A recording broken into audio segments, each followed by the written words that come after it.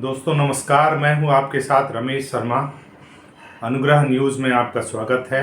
Chhattisgarh school शिक्षा विभाग में प्राचार्य पदोन्नति का जो मामला है वह इतना लंबा खिंच चुका है कि उस पर कोई चाहे तो एक कहानी लिख सकता है। जो सीनियर व्याख्याता हैं वो बताते हैं कि सन 2021 से उन्होंने CR भेजने की शुरुआत की थी, तब से ये कार्यवाही चल रही है। इस पदोन्नति के लिए जो सीनियर व्याख्याता से 3 से 4 बार अपना CR भेज चुके हैं। पहले यह मामला ग्रेडेशन लिस्ट को लेकर बहुत लंबा चला, फिर उसके बाद वरिष्ठ व्याख्याता मोर्चा के नाम से एक संगठन भी बना था। उन्होंने रायपुर में प्रदर्शन भी किया था। आलोक शुक्ला जो प्रमुख सचिव थे स्कूल शिक्षा विभाग के, उनको ज्ञापन भी सौंपा गया था, किंतु उस दरमियान किसी तरह की कोई सुनवाई नहीं हुई और प्राचार्य पदोन्नति का मामला लटका रहा। LB वर्ग के कई साथियों ने हाई कोर्ट में याचिकाएं दायर कर रखी थी, उसके कारण भी ये मामला इतना लंबा चला। अंततः 30 अप्रैल 2025 को किसी तरह आनन फानन में ही सही पदोन्नति आदेश जारी हुआ, किंतु उस बात को भी गुजरे लगभग 2.5 महीने होने को हैं। हाई कोर्ट में बहुत सी याचिकाएं लगी थी, जिनको क्लब करके लगभग 5 दिनों तक लगातार उसकी सुनवाई हुई, 11 जून से 17 जून तक, और 1 जुलाई को उसका फैसला आया। डबल बेंच के फैसले में बहुत सी जो याचिकाएं लगी थी, ज़्यादातर याचिकाएं खारिज हो गईं और एक संदेश गया मीडिया के माध्यम से लोगों के बीच कि सारी कानूनी बाधाएं जो हैं इस प्राचार्य पदोन्नति को लेकर के दूर हो चुकी हैं। किंतु अचानक एक नया मामला फिर से आ गया, जो कि वैकेशन बेंच में सिंगल बेंच में लगा था, जिसका केस नंबर था WPS 3937। 2025 का ही ये मामला है, जो किसी वजह से डबल बेंच में क्लब नहीं हो सका, क्योंकि डबल बेंच में सुनवाई पहले से शुरू हो चुकी थी और ये जो याचिका है वो बाद में लगी। वैकेशन जब शुरू हो गया था हाई कोर्ट में, तब ये याचिका लगी थी। इस पर पहली सुनवाई 29 मई को हुई थी। दूसरी सुनवाई में, जो कि 8 जुलाई को था, याचिकाकर्ता के काउंसलर नहीं आए। फिर 14 जुलाई को भी याचिकाकर्ता के काउंसलर नहीं आए। फिर अंततः 16 जुलाई को उन्हें आना पड़ा। तब भी उन्होंने समय मांगा हाई कोर्ट से कि रिजवाइंडर ज्वाइन करना है और हमको थोड़ा समय चाहिए। वो तो इस मामले को और बहुत लंबा खींचना चाहती थी जो उनके काउंसलर हैं, किंतु हाई कोर्ट के सिंगल बेंच के जो जस्टिस रविंद्र कुमार अग्रवाल हैं, उन्होंने उनको लगभग डांटते हुए इससे मना कर दिया। और 23 जुलाई को इसकी सुनवाई फिर से है। पता नहीं 23 जुलाई को भी ये स्टे रिमूव होता है कि नहीं होता है, उस पर कुछ भी कहना अभी ठीक नहीं होगा। और इसमें एक बात जो है कि जो सीनियर व्याख्याता हैं वो इसमें बहुत पीस रहे हैं, जो लगभग 20 सालों से एक ही पद पर हैं।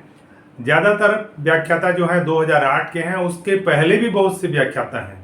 तो किसी को 20 साल हो चुके हैं, किसी को 17 साल हो रहे हैं।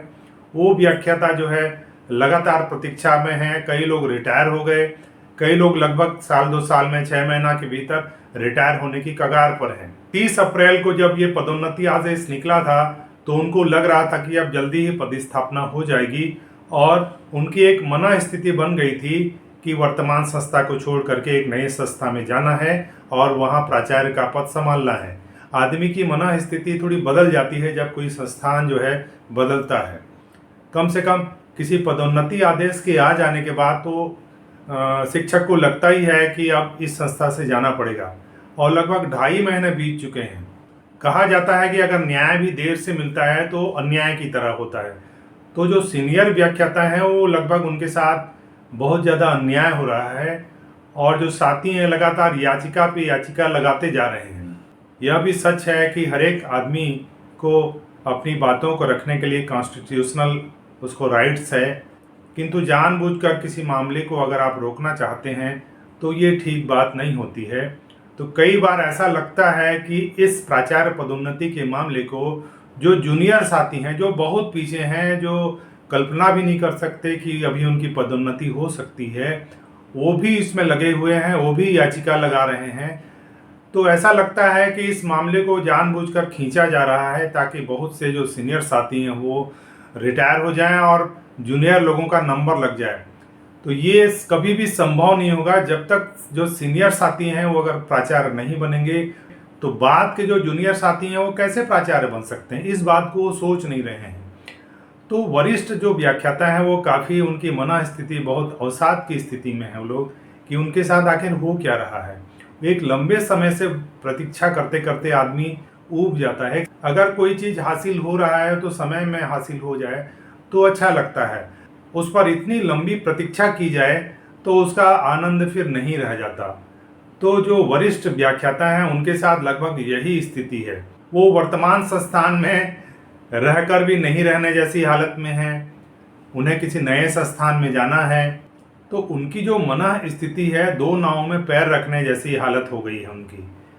तो जो भी न्याय उनको मिलना है, जो भी उसका पटाक्षेप जल्दी हो जाना चाहिए, शासन स्तर पर भी इस पर विचार विमर्श होना चाहिए कि किसी तरह इस मामले का पटाक्षेप हो जाए, स्टे रिमूव हो जाए, और जो ऑर्डर 30 अप्रैल को निकला हुआ है उसका पालन हो जाए। किसी तरह प्राचार्यों की पदस्थापना स्कूलों में हो जाए।